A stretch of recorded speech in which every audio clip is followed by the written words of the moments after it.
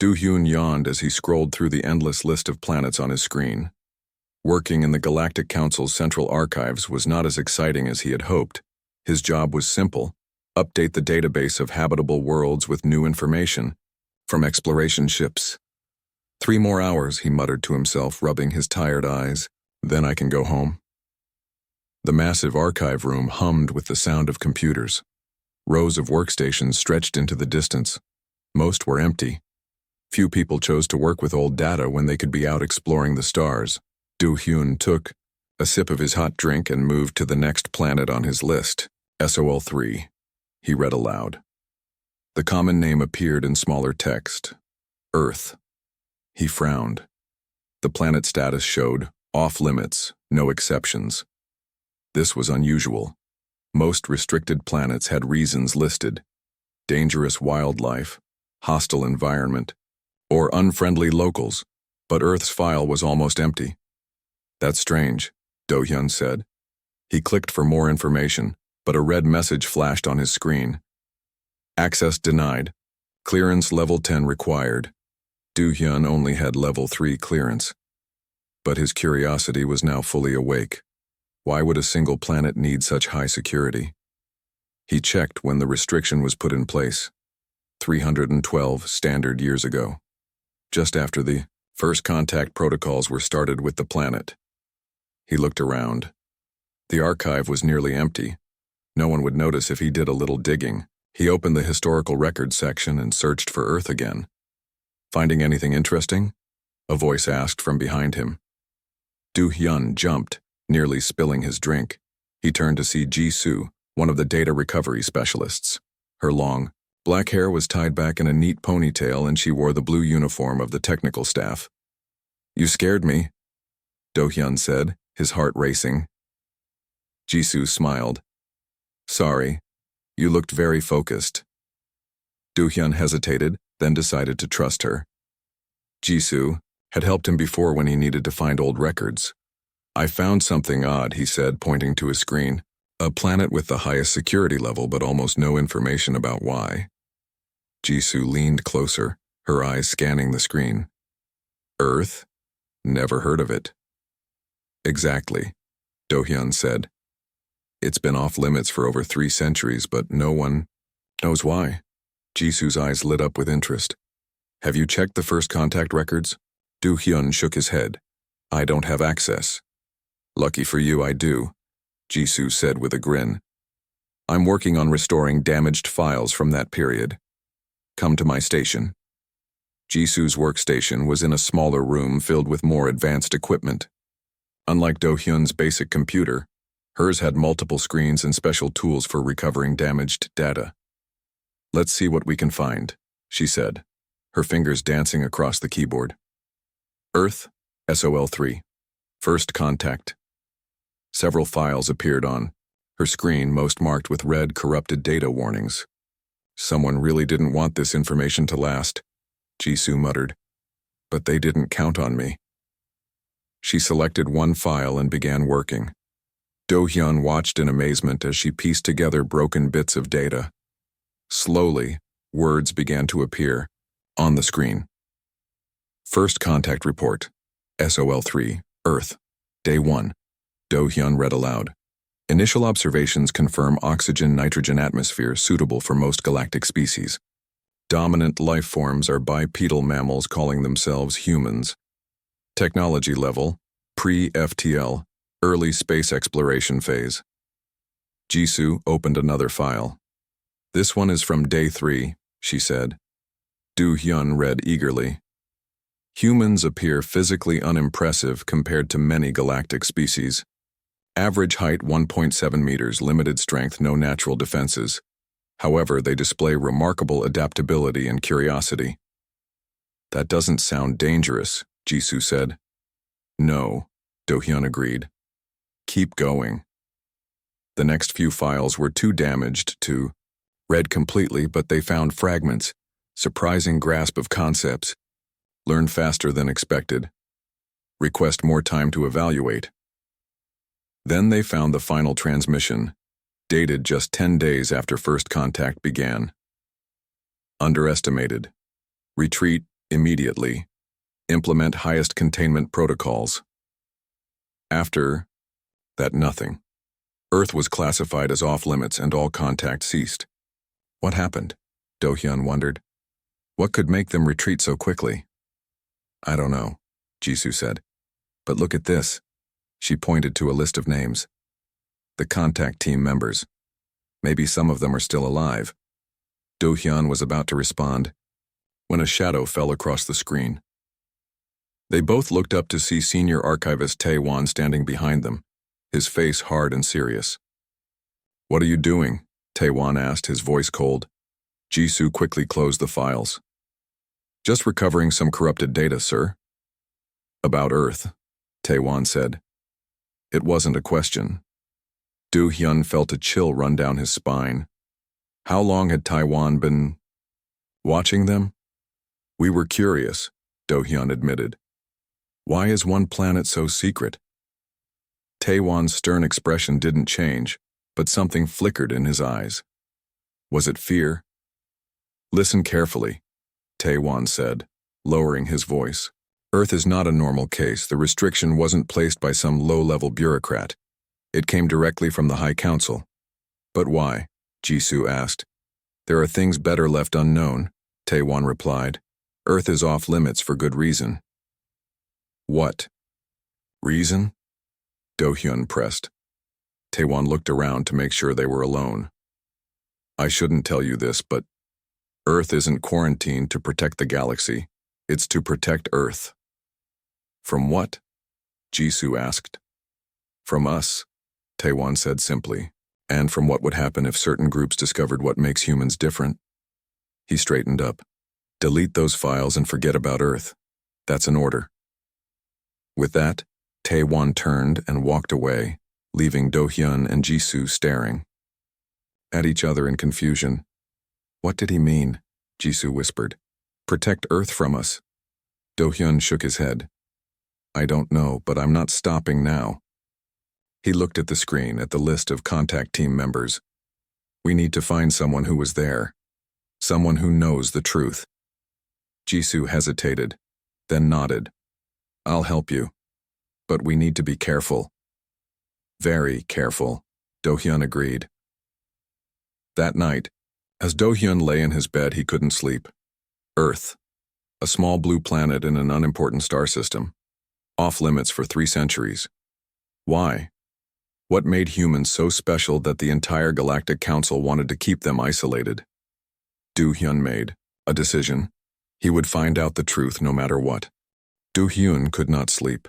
The words off-limits, no exceptions kept flashing in his mind. 3 days had passed since Tae-won had warned them to stop looking into Earth, but the mystery only grew stronger. Are you still thinking about that planet? Jisoo asked as she sat down next to him in the archives cafeteria. Her food tray held a bowl of blue nutrient paste, standard fare for archive workers. I can't stop, Do-hyun admitted. Why hide information about one small planet? It makes no sense. Jisoo looked around to make sure no one was listening. I found something, she whispered. Old records buried deep in the system. The contact team sent 5 reports before communication stopped. Do-hyun's eyes widened. What did they say? Most of it was deleted, but I saved what I could. Jisoo slid a small data chip across the table. The humans were described as physically unimpressive but highly adaptable. Do-hyun took the chip and hid it in his pocket. Is that bad enough to lock away a whole planet? The last report was strange, Jisoo said. It just said, underestimated, retreat immediately, implement highest containment protocols. Then nothing. Something happened down there, Do-hyun said. Something that scared them. That night, Do-hyun searched the database for anyone still alive from the original Earth contact team. Most had died over the past 3 centuries, but one name stood out. Ambassador Min Ho, now living on Verdant, a farming world 2 jumps away. Need to talk to him, Do-hyun told Jisoo the next day. He might know the truth. Jisoo frowned. We can't just leave our posts, we'd need permission. Then we'll get permission, Do-hyun smiled. I'll request a research trip to check physical records on Verdant. You can come as my assistant. 3 days later, their small ship dropped out of hyperspace near the green world of Verdant. Unlike the gleaming metal cities of Nexus Station, Verdant was covered in farms and forests. They landed near a small town and rented a ground vehicle. Ambassador Minho's home was far from any settlement, a simple wooden house overlooking a valley of golden grain fields. As they approached, Do-hyun felt nervous. What if the old diplomat refused to talk? A thin white-haired man opened the door before they could knock. His face was deeply lined, but his eyes were sharp and alert. I knew someone would come eventually, Minho said. The quarantine can't last forever. You know why we're here? Jisoo asked, surprised. Minho nodded. Only archivists or historians would track me down. You want to know about Earth? He stepped aside. Come in. But I doubt you'll like what I have to say. Inside, the house was simple but comfortable. Wooden shelves held real paper books, a luxury few could afford. Minho led them to a sitting area and poured 3 cups of steaming tea. Before I tell you anything, Minho said, I need to know why you're asking. After 300 years, why now? Do-hyun hesitated, then decided to be honest. The Rakari Empire is expanding toward Sector 9. If they keep going, they'll eventually discover the Sol system. Minho's cup froze halfway to his lips. The Rakari? Those war lovers? He set down his cup with a shaking hand. That would be unfortunate.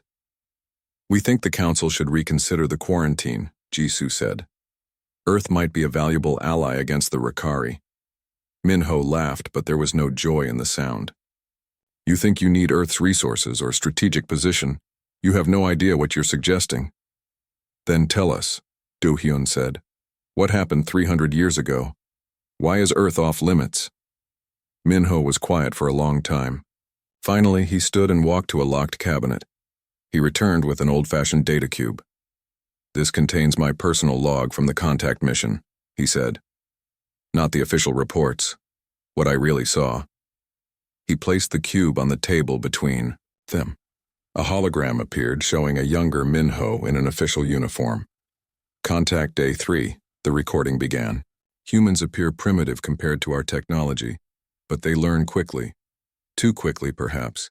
They've already begun asking questions about our ship's propulsion system that reveal unexpected insight. The recording jumped forward. Contact, Day 5. The humans gave us a tour of their military installation today. Their weapons are primitive, but their tactics are creative. They think differently than we do. Another jump. Contact Day 7. One of our team members, June, fell ill today. Human doctors offered to help despite having no knowledge of our biology. Within hours, they had developed a treatment using modified versions of their own medicines. The Council needs to understand these beings adapt at an alarming rate. The final entry showed Minho looking worried. Contact Day 10. The Council has ordered us to withdraw and implement quarantine protocols. I agree with their decision, though I regret it. Humanity isn't ready for the galaxy, and frankly, I'm not sure the galaxy is ready for humanity. Hologram disappeared. Minho looked at them with tired eyes. I don't understand, Jisoo said. They sound helpful, not dangerous. You're missing the point, Minho said. The quarantine wasn't just to protect the galaxy from them. It was to protect them from exploitation. Do-hyun frowned. I still don't understand. Minho sighed. Imagine a species that thrives on adversity. That grows stronger when challenged. That turns disadvantages into strengths. The Council feared. What would happen if humans were exposed to advanced technology too quickly? You think they would use it for war? Jisoo asked. I think they would use it for everything. Minho replied, and change the balance of power in ways we couldn't predict. The Council decided that was too risky. Do-hyun thought about this. But that was 300 years ago. Humans must have advanced since then. Undoubtedly, Minho agreed. Which is why I've been expecting someone like you for decades. The quarantine can't last forever. A soft beeping sound came from Jisoo's pocket. She pulled out her communicator and gasped. "What is it?" Do-hyun asked. "News from Nexus Station, Jisoo," said her voice shaking. "A Rakari scout ship has changed course. They're heading toward the Sol system." Minho closed his eyes. "Then it has begun." "We have to warn the council," Do-hyun said, standing up. "It's too late for warnings," Minho said. "If the Rakari find Earth, they'll either try to conquer humanity or recruit them. Either way, the galaxy will never be the same." Do-hyun looked at Jisoo, then back at Minho. "Then we need to get to Earth first." The journey back to Nexus Station took longer than Do-hyun wanted. Every moment they spent in transit, the Rakari scout ship moved closer to Earth. Do-hyun paced the small cabin of their ship while Jisoo piloted. "We need to warn the council," Do-hyun said for the 10th time. "And tell them what?" Jisoo asked. "That we broke rules to investigate a forbidden planet?" "We'll tell them about the Rakari. They need to know." When they finally docked at Nexus Station, Do-hyun rushed straight to the council offices. The massive building towered over the other structures, its shining dome visible from anywhere in the city. "I need to speak with council member Hyejin," Do-hyun told the receptionist. "It's urgent." The receptionist looked doubtful. "Council member Hyejin is very busy. Do you have an appointment?" "No, but then I'm afraid." "It's about Earth," Do-hyun said, lowering his voice. "And the Rakari." The receptionist's eyes widened. She touched a button on her desk. "Wait here." 15 minutes later, Do-hyun stood in a large office with a view of the entire station. Council member Hyejin sat behind a desk made of real wood, a luxury that showed her high status. She was older than Do-hyun expected, with silver streaks in her black hair. "You're an archivist," she said, looking at his identification. "Why are you bringing me information about Rakari movements?" Do-hyun took a deep breath. "While updating the database, I found that Earth, SOL-3, has been quarantined for over 300 years with no explanation. My colleague and I investigated." Hyejin's eyes narrowed. "You investigated a level 10 restricted file?" "Yes," Do-hyun admitted. "We spoke with Ambassador Minho on Verdant. He was part of the original contact team." "Minho is still alive?" Hyejin seemed surprised. "What did he tell you?" "That Earth was quarantined to protect humans from exploitation. That they have unique qualities that made the council nervous." Hyejin nodded slowly. "And the Rakari?" "A scout ship has changed course toward the Sol system. If they find Earth, the quarantine has stood for centuries," Hyejin interrupted. "The Rakari know nothing of Earth, and the humans remain blissfully unaware of the wider galaxy." She stood up. "Thank you for bringing this to my attention. I'll handle it from here." Do-hyun could tell he was being dismissed. "But what will you do?" "That is council business," Hyejin said firmly. "Return to your duties, Archivist Do-hyun." 3 days passed with no word from council member Hyejin. Do-hyun tried to focus on his work, but worry gnawed at him. What if the council did nothing? What if the Rakari found Earth? On the 4th day, Jisoo burst into the archive room, her face pale. "Emergency council session," she gasped. "Now!" Do-hyun followed her to the main gathering hall. Hundreds of people were already there, watching the large screens that showed the council chamber. All 12 council members sat at their curved table, their faces serious. "What's happening?" Do-hyun whispered. "The Rakari scout ship," Jisoo said. "It detected signals from Earth and changed course to investigate." On the screen, council member Hyejin stood to address the crowd. "We face an unprecedented situation," she said.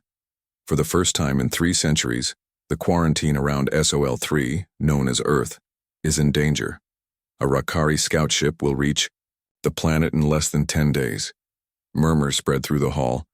Most people had never heard of Earth. "What do we know about this planet?" another council member asked. Hyejin hesitated.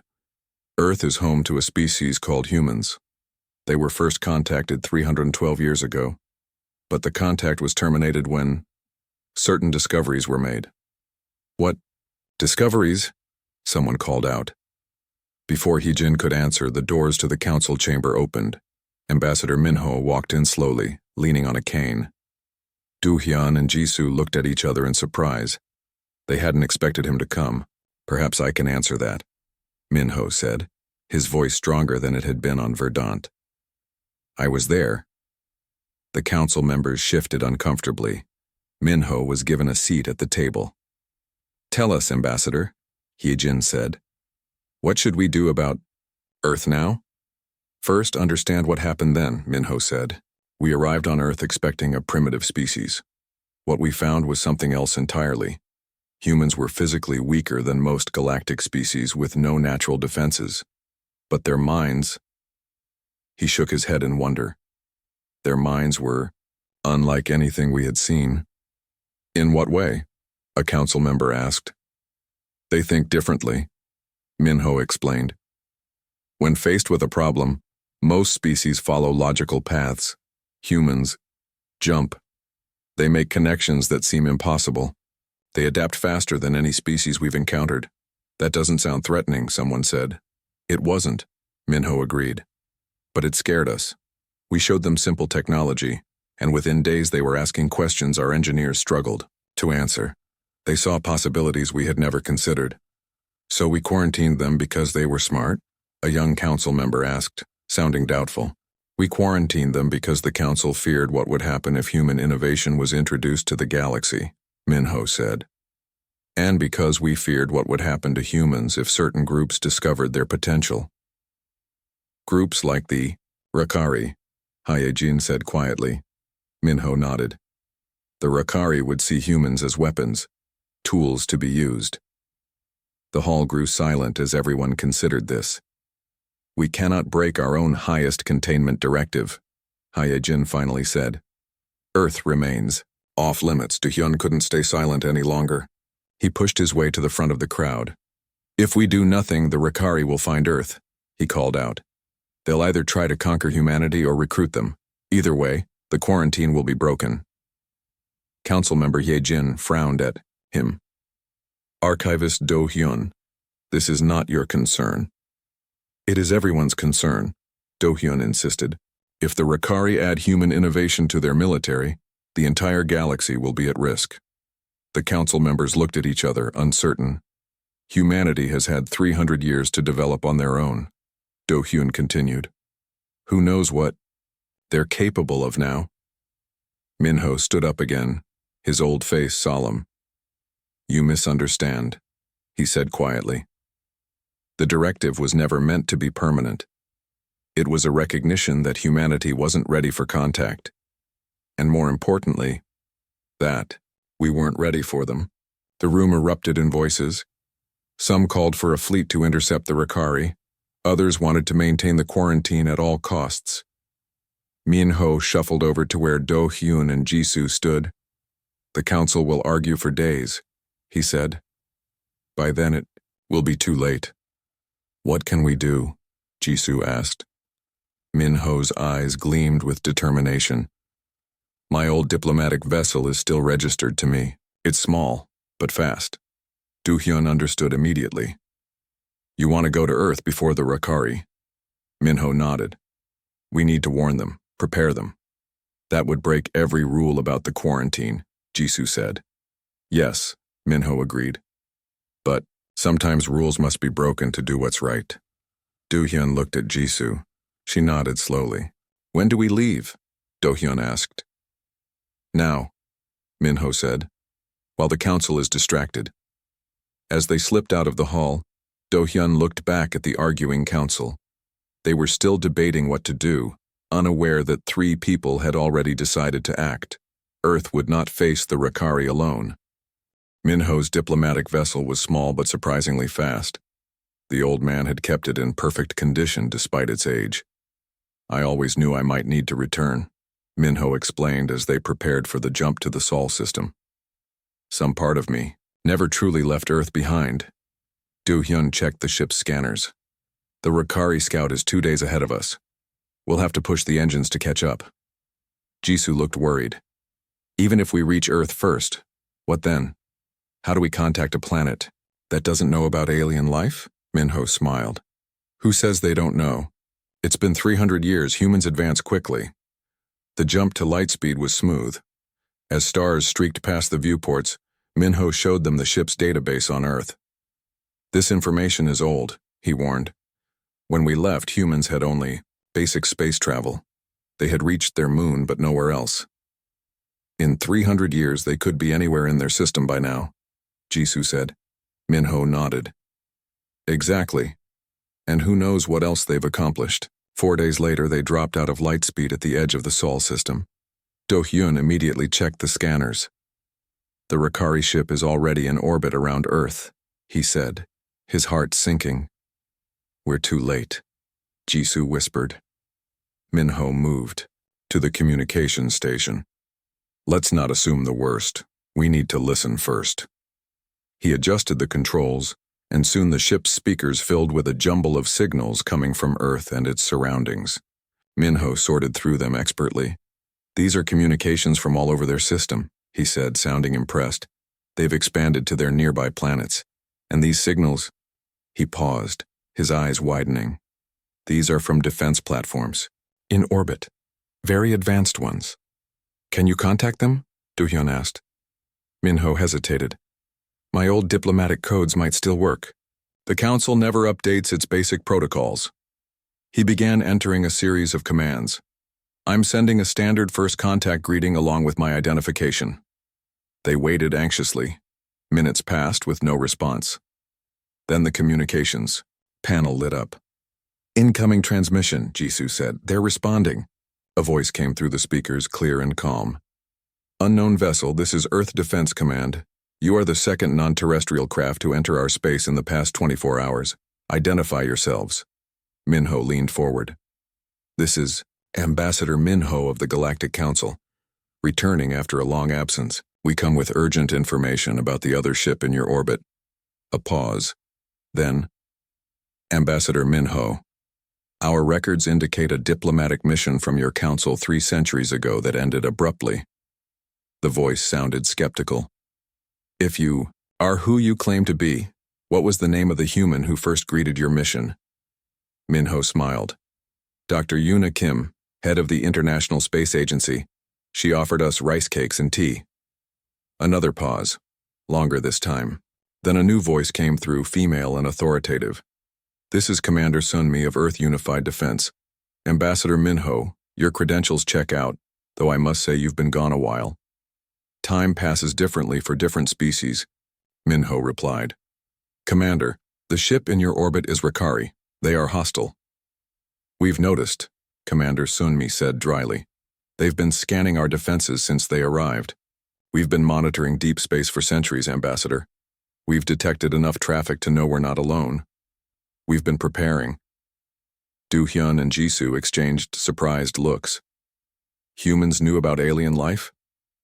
"Commander," Minho said carefully, "the Rakari are dangerous. They may attempt to—" An alarm cut him off. The ship's sensors showed energy spikes from the Rakari vessel. "They're powering weapons!" Jisoo cried. On the view screen, they watched as the Rakari ship fired on one of Earth's orbital platforms. But before the energy blast could hit, a shimmering shield appeared around the platform, absorbing the attack. "As I was saying," Commander Sunmi's voice continued calmly, "we've been preparing." Earth's defense platforms responded immediately. Beams of blue energy shot from multiple stations converging on the Rakari ship. Its shields flared and failed under the coordinated assault. "That's impossible," Do-hyun whispered. "Those weapons, that technology—" Minho looked equally shocked. "Their weapons follow principles our scientists never explored. They've developed along completely different lines." A second barrage from Earth's platforms hit the Rakari ship with surgical precision, disabling its engines and weapons without. "Destroying the vessel." "Ambassador Minho," Commander Sunmi's voice returned. "The hostile ship has been neutralized. Now perhaps you can explain why your Galactic Council has been avoiding us for 3 centuries? Minho took a deep breath. "It's a long story, Commander. May we dock somewhere to discuss it properly?" "We have a station on our moon," Commander Sunmi replied. "You'll be our guests, and bring the data on these Rakari. We should know about our new neighbors." As they followed the coordinates to the lunar station, Do-hyun stared at the blue planet growing larger in their view screen.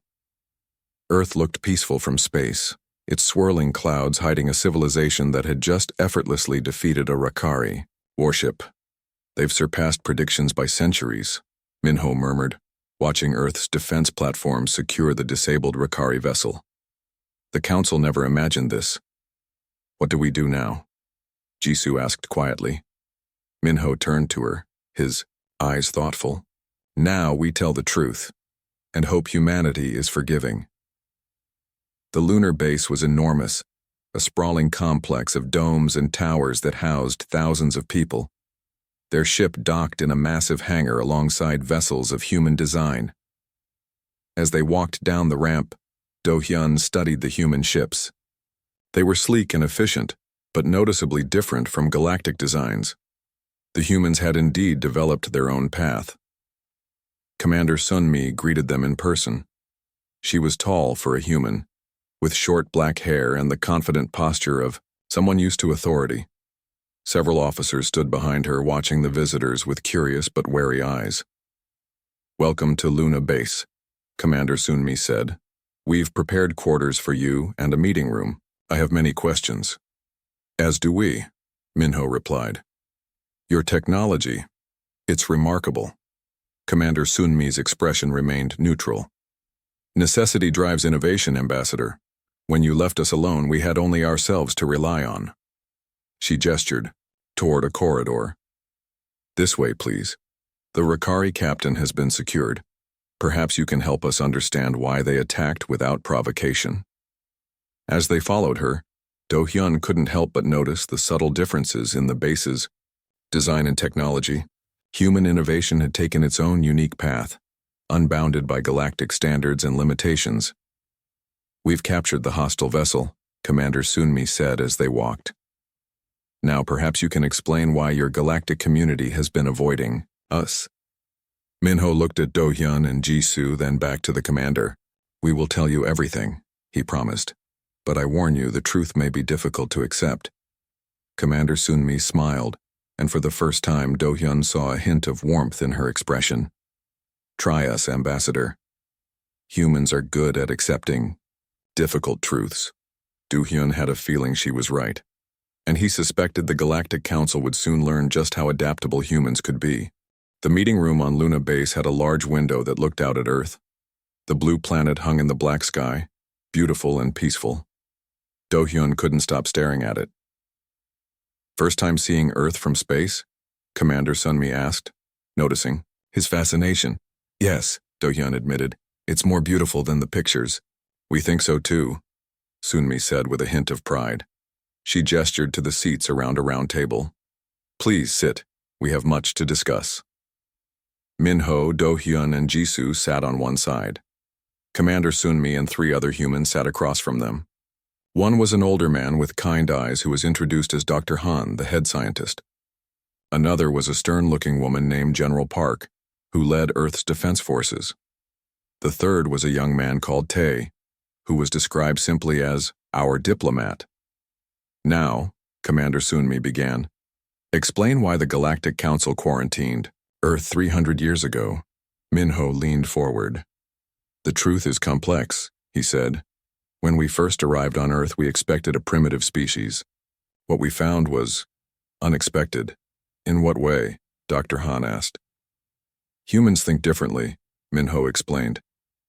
"Most species in the galaxy follow similar patterns of development. They advance in predictable ways. But humans," he shook his head, "you make connections others don't see. You adapt faster than any species we've encountered." "That doesn't sound like a reason to isolate us," General Park said, frowning. "It wasn't at first," Minho admitted. "We were fascinated. But then we showed some of your scientists our technology. Just basic things, nothing advanced. Within days, they were asking questions our engineers struggled to answer. They saw possibilities we had never considered." Do-hyun added, "The Council feared what would happen if human innovation was introduced to the galaxy too quickly. They feared the change it would bring. So we were quarantined because we learned too fast?" Tae asked, looking skeptical. Jisoo spoke up. "Not exactly. The Council, Didn't quarantine you to protect the galaxy from you, but to protect you from exploitation. The humans exchanged glances. Explain, Commander Sunmi said. Minho sighed. Many species in the galaxy would have seen humans as resources to be used. Your adaptability, your creative thinking, these are valuable. Some would have tried to conquer you for these qualities. Others would have tried to recruit you, turning your innovations to their own purposes, like the Rakari, General Park said. Exactly. Minho nodded. The Rakari are warriors. They would have seen your potential and tried to use it for war. Commander Sunmi stood and walked to the window. She gazed at Earth for a long moment. Before turning back, "Show them," she said to Dr. Han. The scientist touched a control panel, and the center of the table lit up with a holographic display. It showed various human technologies: spacecraft, defense systems, medical devices, and more. These are some of our developments over the past 3 centuries, Dr. Han explained. We've expanded throughout our solar system. We've cured most diseases. Our energy sources are clean and abundant. Du-hyun studied the display with amazement. These technologies, they're completely different from galactic standards. We had no standards to follow, Dr. Han said simply. We found our own path. The display changed to show Earth's defense systems, the ones that had so easily defeated the Rakari ship. Our weapons don't use standard energy configurations, General Park explained.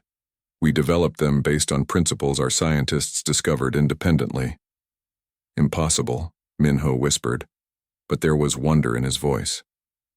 You've surpassed predictions by centuries, Commander Sunmi returned to her seat.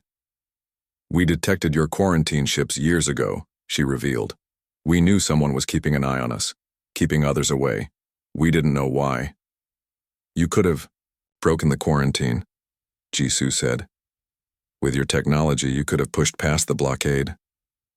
Why would we? Tae asked. We had an entire solar system to explore, and the quarantine kept away anyone who might mean us harm. He smiled. Until now, Minho looked thoughtful. The Council never imagined you would advance so quickly. They thought the quarantine would give you time to develop gradually, safely. And now? Commander Sunmi asked.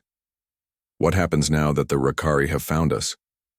Do-hyun and Jisoo looked at Minho, waiting for his answer. Now, Minho said slowly, everything changes. The quarantine cannot stand. The Rakari will send more ships when this one doesn't return. Let them come, General Park said confidently. Minho shook his head. You defeated one scout ship. The Rakari have fleets, and once they tell others about Earth, more will come. Some as enemies, some as friends. What do you suggest? Commander Sunmi asked. I suggest, Minho said, that Earth joins the Galactic Council on its own terms, as equals, not as newcomers. The humans looked surprised. Is that possible? Tae asked. We've been isolated for centuries. It's more than possible, Minho replied. The Council feared human innovation would change the galaxy too quickly. But now, with the Rakari threat growing, that change might be exactly what's needed. Change can be good, Jisoo added. Many species in the Council would welcome new perspectives. Du-hyun nodded. The quarantine was a mistake born of fear. Humanity doesn't need our protection. They've protected themselves. But they offer something we desperately need, a new perspective. Commander Sunmi stood again, her decision made. We will send representatives to your council, not as supplicants, but as partners. She looked at each of them. But first, we have questions. Many questions. 1 month later, Commander Sunmi stood before the Galactic Council as Earth's first official ambassador. The council chamber was packed with representatives from every world. All had come to see the humans who had been hidden away for centuries.